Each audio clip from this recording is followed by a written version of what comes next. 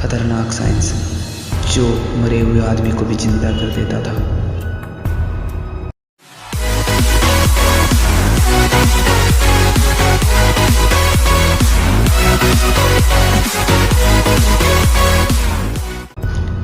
Year 1934 में विज्ञान के इतिहास में कुछ ऐसा हुआ जिसे किसी को भी उम्मीद नहीं थी।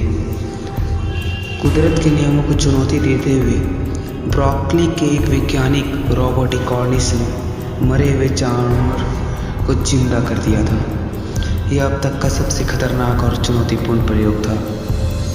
इस एक्सपेरिमेंट पर बाद में एक फिल्म भी बनाई गई जिसमें रॉबर्ट द्वारा प्रयोग के दौरान लिए गए असल वीडियो का इस्तेमाल किया गया, लेकिन बाद में रॉबर्ट ई कॉर्निस के साथ कुछ ऐसा हादसा हुआ कि उन्होंने इस एक्सपेरिमेंट को दोबारा ना करने की कसम खा ली।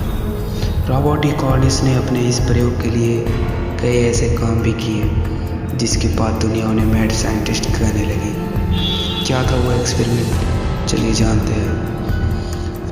इंसानों को पुनर्जीवित करने के लिए रॉबर्ट ई कॉर्निस कई साल से रिसर्च कर रहे थे, जिसके बाद उन्होंने एक ऐसी टेक्निक के आविष्कार की जिससे मरे हुए लोगों को जिंदा किया जा सकता था।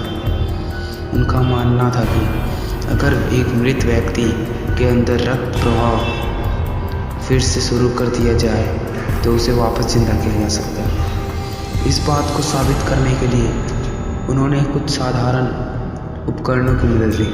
इस प्रयोग में रॉबर्ट मरे हुए व्यक्ति को टीटर बोर्ड पर लेटाकर जोर जोर से घुमाते थे जिससे शरीर के अंदर का ब्लड फिर से शुरू हो जाए। इस एक्सपेरिमेंट को सफल बनाने के लिए उसने मेडिकल प्रक्रिया भी आजमाई, लेकिन उसे सफलता नहीं मिली। इस प्रयोग में अनसक्सेसफुल होने के बाद रॉबर्ट ने इस एक्सपेरिमेंट को जानवरों पर करने की ठानी। मई 1934 को रॉबर्ट ने अपने प्रयोग के लिए 5 कुत्ते का इस्तेमाल किया, जिसका नाम उसने लेजरस रखा।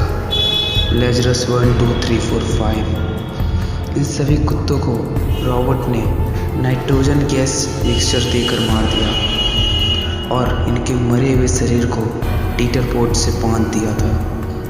इसके बाद इन कुत्तों के शरीर में इंजेक्शन की मदद से एक ऐसा मिक्सचर डाला गया जिसमें एंडरलाइन खुला हुआ था। इसके बाद उनके मुंह में मशीन की मदद से ऑक्सीजन सप्लाई किया गया। इस दौरान बोर्ड को आगे पीछे घुमाया जा रहा था ताकि ये मिक्सर आसानी से उनके शरीर में घुल जाए। इस एक्सपेरिमेंट के बाद पहले 3 कुत्ते कुछ समय के लिए वापस जिंदा हो गए, लेकिन कुछ देर बाद वो कोमा में चले गए। हालांकि लेजरस 5 और 6 को सफलतापूर्वक पुनर्जीवित कर लिया गया। ईयर 1935 में मॉडर्न मैकेनिक्स में छपे एक आर्टिकल के अनुसार पुनर्जीवित होने के बाद लेजरस 4 किसी सहारे के बिना खड़ा नहीं हो पाता था। वहीं 5वां कुत्ता लेजरस 5 केवल 4 दिनों में ही वापस नॉर्मल हो गया था। हालांकि इस एक्सपेरिमेंट के बाद ये दोनों कुत्ते अब कब तक जीवित रहे इसका पता किसी को नहीं चल पाया। ईयर 1934 में डॉक्टर कॉर्निस के इस एक्सपेरिमेंट पर एक फिल्म भी बनाई गई जिसका नाम था लाइफ रिटर्न्स।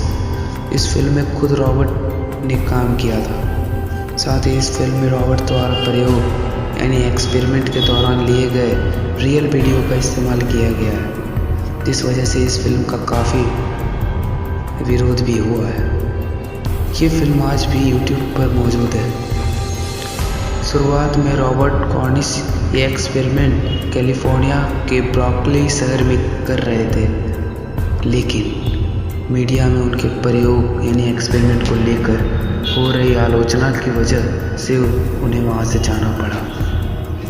इस प्रयोग में कुत्तों को इस्तेमाल किए जाने की वजह से उनका हर जगह विरोध हो रहा था। हालांकि इतनी आलोचना होने के बावजूद रॉबर्ट का ये एक्सपेरिमेंट इतिहास में सबसे सफल प्रयोग में से एक माना जाता है।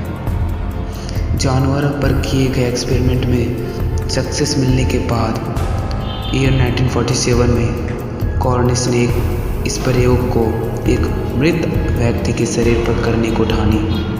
इस प्रयोग के लिए उन्हें एक व्यक्ति भी मिल गया था जिसका नाम था थॉमस MC मैंगलिक। कोर्ट के आदेश पर थॉमस को एक बच्चे का कत्ल करने के जुर्म में मृत्युदंड सुनाया जा चुका था। जब कॉर्निस के प्रयोग के बारे में थॉमस को पता चला तो उसने उससे संपर्क किया, जिसके बाद रॉबर्ट ने कोर्ट से अपने प्रयोग के लिए थॉमस के मृत शरीर का इस्तेमाल करने की इजाज़त मांगी, लेकिन कोर्ट ने उनकी इस अर्जी को यह कहकर ठुकरा दिया कि अगर थॉमस वापस जिंदा हो जाएगा तो उसे जेल से रिहा करना पड़ेगा, जो कि कहीं नहीं हो सकता।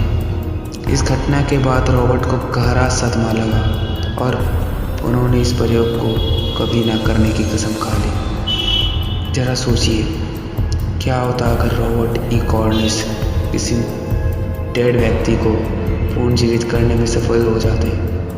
प्रयोग के बाद दुनिया भर में कई वैज्ञानिक ने इंसान को पुनर्जीवित करने की कोशिश की, लेकिन उन्हें सफलता नहीं मिली। हालांकि आज भी ऐसे कई देश हैं जहां इस विषय पर खोज चली रही है और नए नए प्रयोग किए जा रहे हैं।